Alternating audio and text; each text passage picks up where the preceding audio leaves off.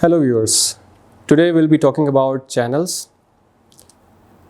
Asterisk channels are drivers for various kind of connections, both to voice over IP protocols like SIP, IAX, MGCP and H323, and to hardware that connect to the PSTN like Zaptel, ISDN, BRI, NPRI and other devices.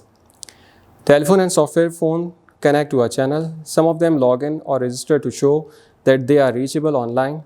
Channel also register for outbound connection to other voice over IP server with SIP to the free world dial-up network or to SIP provider like Newphone, Vonage and SI Phone, or with IEX to IEXTEL.com. In the next lecture, we'll be talking about protocols. What are the protocols of Asterisk and how we can use them.